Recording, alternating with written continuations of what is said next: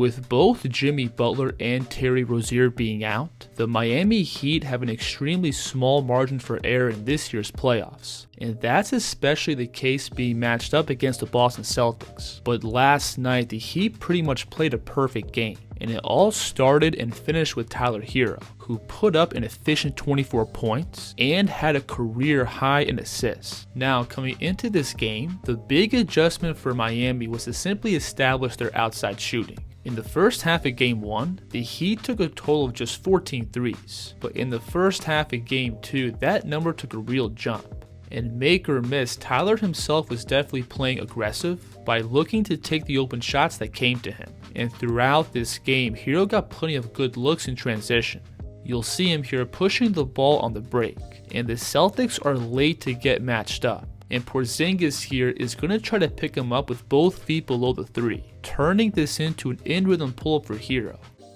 And because Miami is missing multiple playmakers, Tyler has the responsibility of being the Heat's primary creator, and Herro last night generated pretty much all of his offense out of pick and roll. And again, this is where everything comes back to his three-point shooting. When defending these ball screens, the Celtics for a big chunk of this game had their bigs sitting back and drop, which made life for Herro pretty easy because Tyler has the skill and footwork to create these pull-up threes. On this play, you'll see Derek White step up and meet Herro at the logo. And as Adebayo sets the screen, notice how Horford is dropped back below the three, which gives Herro all this open space to attack into. And he's gonna get White leaning with his jab step, then he takes one dribble and settles his feet into this pull-up. And then with the ball, Herro is also really good at reading angles. You'll see him here flash up to receive this pass. But notice how bladed Jaylen Brown's stance is, with his hips pretty much squared up with half court. So in response, Tyler is going to rip back towards the baseline, to then plant off his left foot and flow into his step back.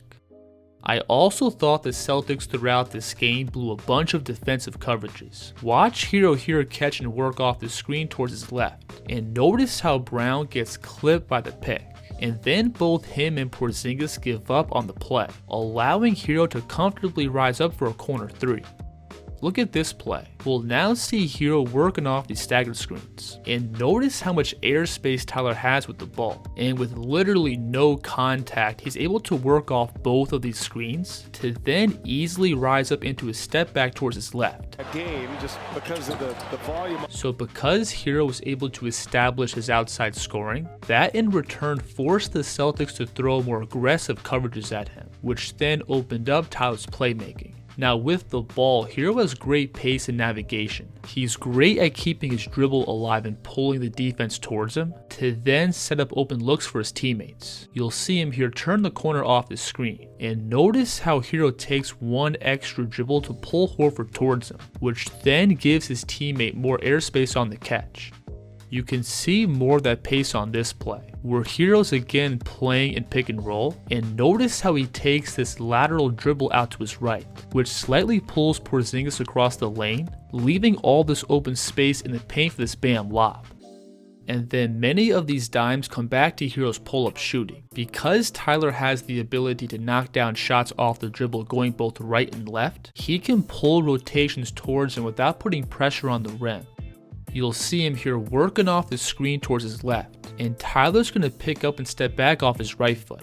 And as soon as he puts his eyes up, notice how he pulls Jaylen Brown up into a contest, opening up this easy swing pass to Martin for the three.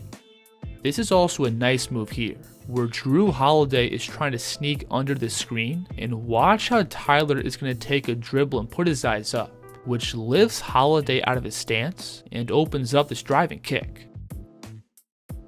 And then some of Tyler's passing reads were also pretty simple. Like on this play, he's going to initially set the screen for Bam, then pop out to the perimeter. Then off the catch, instead of forcing up the shot, he's going to make this extra pass that leads to a wide open three. I love this dime here, where the Celtics are scrambling, and Herro's going to get Tatum to fly by with a shot fake. Then Tyler's going to use his eyes to look off the defense, setting up this uncontested dunk at the rim.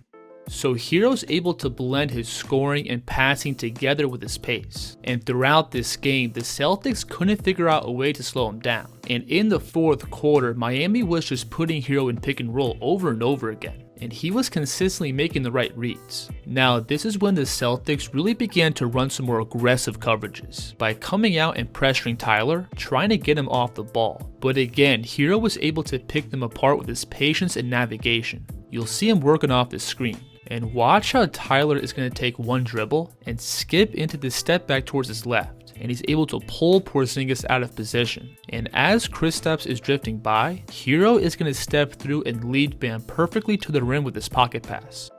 Down the stretch, there was also plays the Celtics wanted to leave Porzingis and drop and bring in help from their gap defenders, but Miami constantly has the floor spread out with shooters, and this aggressive help defense can get punished with an easy swing pass. One huge pass Tyler has added to his arsenal this year is these one-hand dimes off the dribble, which may seem pretty basic, but these quick passes allow him to instantly punish the defense for overcommitting to the ball.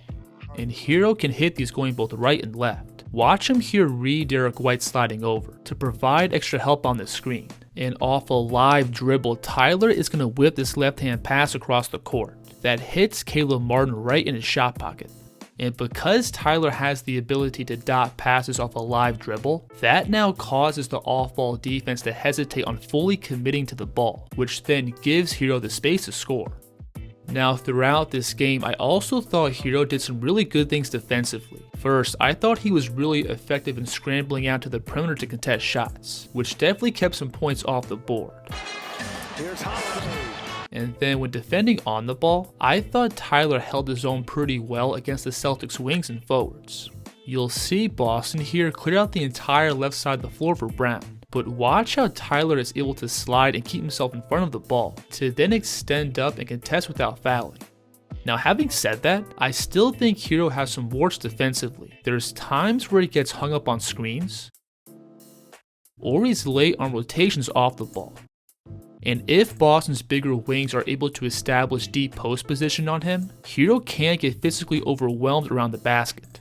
But as a defender, Herro has still taken some big steps forward. And right now, he's showing that he has the tools to survive in a playoff atmosphere, which in the past has never been the case for him. And when you pair those defensive jumps, along with Herro's improvements as a playmaker, I think this is easily the best version of Tyler Herro that we've seen in the playoffs. It's going to be interesting to see what adjustments the Celtics make going forward, but no matter what they do, this version of Tyler Herro is going to be a constant problem. If you enjoyed this breakdown, please like and subscribe, and let me know in the comments if you think the Heat can actually win this series. The Kids here.